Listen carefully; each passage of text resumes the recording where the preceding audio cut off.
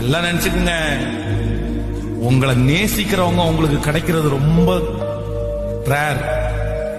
உங்களை நேசிக்கிறவங்களை நீங்க இழந்துட்டீங்கன்னா உங்க வாழ்க்கையில இருக்கிற பெரிய இழப்பு. உங்களை நேசிக்கிறவங்களை இழக்காதீங்க.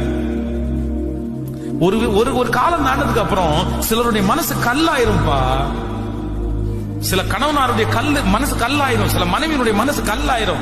இவருக்கு எவ்வளவு செஞ்சாலும் அப்படிதான், இவருக்கு எவ்வளவு செஞ்சாலும் அந்த மாதிரி ஒரு கல்லாக்கிட்டாங்கன்னா அதுக்கப்புறம் கஷ்டம் பிரதர், கஷ்டம் சிஸ்டர். எதுக்கு நீங்க கோவப்படுறீங்க சொல்லுங்க? எதுக்கு கோவப்படுறீங்க? ஒரு ஹோட்டல்ல போய் உட்கார்ந்து 5 நிமிஷம் லேட்டான ஒரு கோவம் வருது? இல்ல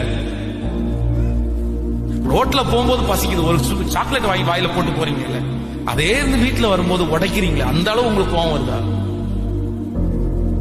மிஞ்சும் கோவத்தை அக்கிரமமா கோவப்படக்கூடாது பிரதர், அனாவசியமா கோவப்படாது.